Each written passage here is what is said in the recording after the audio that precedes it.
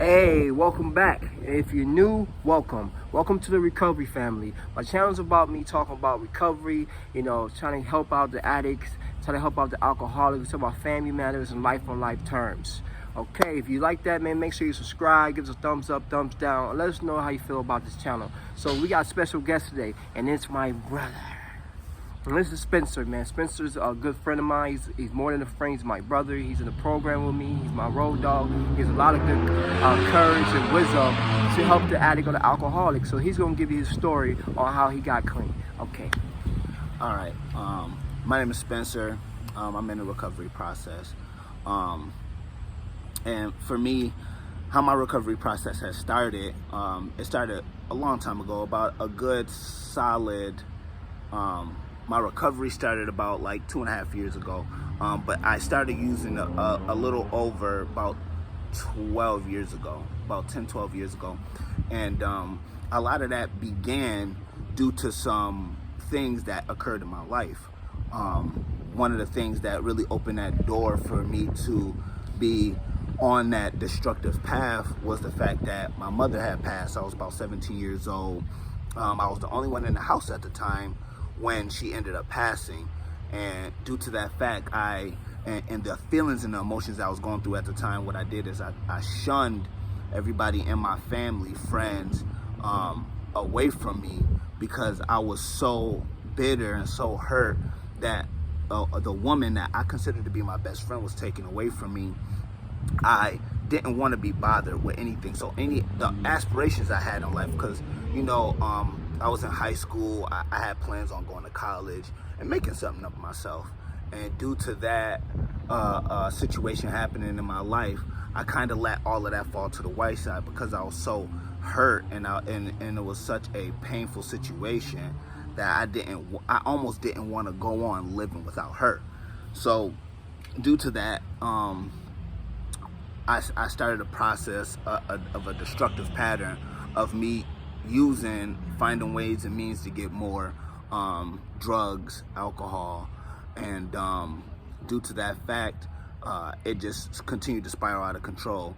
For a while, it was like a fun thing to do. You party and you're with friends who do the same thing, and everything's all copacetic, it's all cool.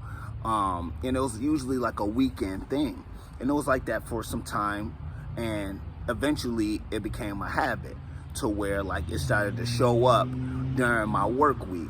I would, drink after work or smoke or do anything, using after work. And then it became necessary. And when it becomes necessary, it becomes almost like a secondhand nature, like almost like a muscle memory, a reflex. It was one of them situations that it was a continuous thing every day, from the time I woke up to the time I went to sleep.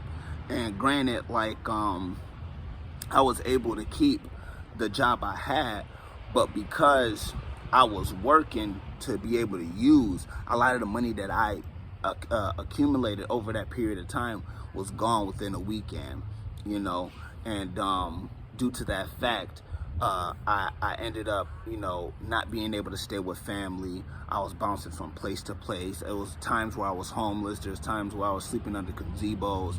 I had to sleep under a bridge a few times. And due to that pattern, and a friend of mine who was actually in the program that I am in now presented a situation to me.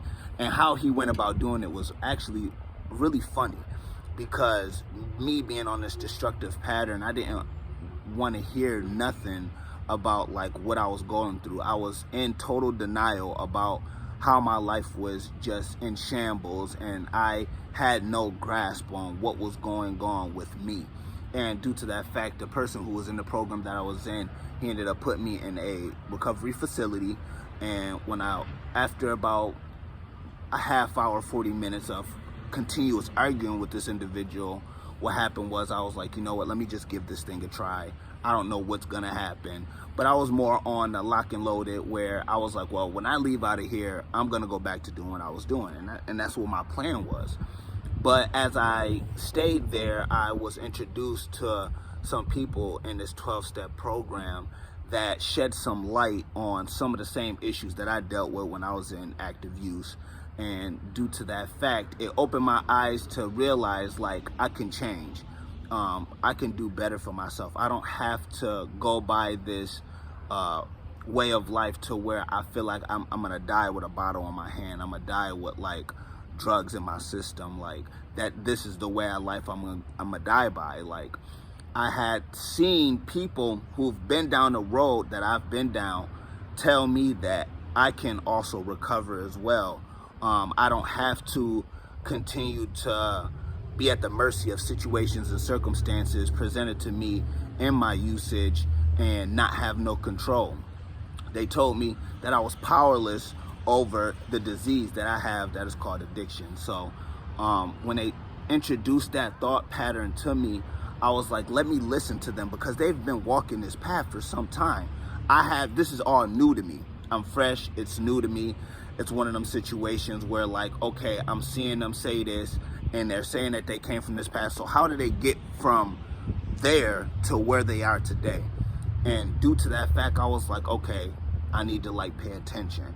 So I listened, and as I continued to listen and I continued to learn and pay attention to what was going on and what was being said, I was able to learn the language of the program that I was in, and I was also able to do some growing in my personal life, because this process itself is a spiritual based program. They told me that I had to rely on a power greater than myself. For me, I call that power God, and God for me has been instrumental in my life. He has showed up time and time again on days where it's been hard for me to get through, in moments that I didn't feel like I was gonna make it through. And he has showed up time and time again to help me in whatever situation that I was in at that point in time. Now, in the beginning, I was with my family. I was living with my grandmother, my sister, and my brother-in-law. And when I was living with them, I was first, and granted, like I was coming from a destructive lifestyle for a while. So they were more used to seeing me doing destructive things than seeing me be more of a positive influence or on a different path, doing something different for myself.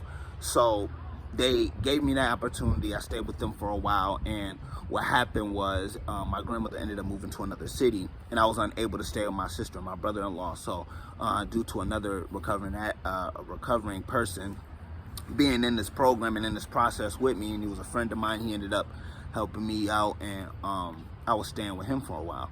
Now, there's a thing with contentment that, for me, I see that my higher power has told me, or showed me rather, that this is not it for you. There's more I want for you to do. There's more I'm trying to put you in a bigger and better place in life. And I was content with a futon in a living room. You know what I'm saying? I was content with the fact that, like, okay, I got an area, I got a roof over my head, this is my little area, I'm gonna abide by these rules, and this is just it for me. I was content with that for a long time until God showed up in my life. He had taken me out of that place, and he ended up putting me in a better place. And for the first time, and this to me is one of the miracles of this process, is the fact that, like, for the first time at the age of 28 years old, I ended up getting my first apartment. And when I got this place, of course nothing was in it. And due to this, the wonderful people in my process and helping me out, I was able to accumulate some things.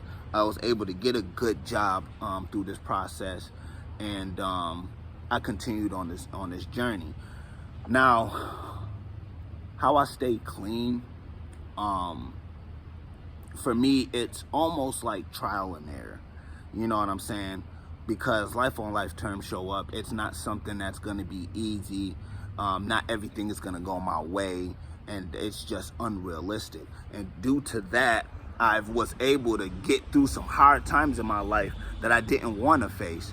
Some hard times that presented themselves in friendships and relationships, and even with family situations that I just didn't want to be bothered with, or I looked at with minimum of concern. And as I continue to grow and I continue to do work on myself, I relied on my guide, which is what we call a sponsor. I relied on my sponsors for a lot of things, and I also relied on other recovery people to help me get through whatever situation, whatever circumstance I may be facing. Because each trial, each tribulation that comes through in my life, I always try to seek information about, but I also try to rely on God for the courage and strength I need to get through that particular situation at that point in time. And it's just truly been a blessing. Like for me, the miracle is the spiritual process, man. Learning how to grow as a man. And that's the biggest thing about this process, the fact that I came in a child, and I'm still, in a sense, a child in this process, and I'm just growing to learn who I am, like the core of who I really am as a person, what things I struggle with, my assets, my liabilities. But as I I'm walking on this path, I'm learning each and every day what to do, what not to do, how to handle being a father figure to the children that has been placed in my life. I don't have biological kids myself, but I'm learning to be a parent today, and it's a process that has been difficult, but it's a process that I'm learning day by day, and I'm trying to improve on. But I still also rely on God for a lot of the things, a lot of the answers to my dilemmas. I try to rely on God for, because I know that this process is an active change in our ideas, our attitudes, and by extension, our behaviors. And if I keep doing the same behaviors and keep having the same ideas on certain situations, I'm just going to continue in this endless loop of constantly hurting myself. And by me hurting myself, I'm hurting others, because it's almost like collateral damage. People in our lives, when we do certain things and we're just thinking of ourselves, usually we end up hurting others that is close to us, that love us and want to see us do better and want us to continue to grow. So for me, the process itself has just been a learning process. It's ongoing. You know, what I try to do is continue to help those coming behind me. I don't try to sit here and just constantly just focus on me and just be like almost self-righteous and self-centered to the point where I feel like I have all the information, I have all the answers, and I really don't want to deal with this person because this person looks some type of way, acts some type of way. No, what I try to do is I try to be open-minded. I try to be willing to always do something different. Take a look at myself. That's the biggest thing about the recovery process, is taking a look at self. Me, myself as an individual, I know, like I said earlier, I have assets, I have liabilities. There's things about me I don't like, and there's things about me I do like. But how can I explore these situations, and how can I find solutions to whatever dilemma that I'm going through that I don't put myself in? Because a lot of the harm that comes in my life is self-inflicted. It's something that I always put on myself. I put unrealistic expectations on somebody, and then I treat them some type of way when they don't live up to them expectations. Or it's one of them situations where I feel like I can do whatever I want to do despite me being in a relationship, or despite me dealing with somebody that's close to me. I will still go and do whatever I want to do because I don't really care about their feelings, their concerns. You know, so I had to take a look at that. I had to understand that for me, I was still selfish in a lot of ways. And a lot of the reasons that I did some of the things I did was to block a feeling, block an emotion. I didn't want to sit here and deal with whatever I was feeling, whatever I was going through. I didn't try to be in the solution a lot of days. I always tried to deflect it onto something else, whether it be food, whether it be women, whether it be money, a job, anything, like, because I have like a mindset that is always in a continuous loop.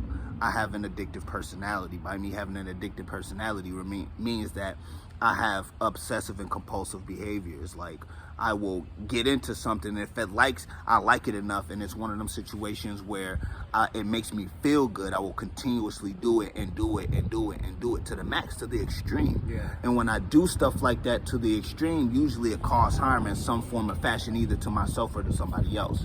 You know, so it's a lot of things in this process I had to take a look at. But the biggest thing for me is understanding that my God is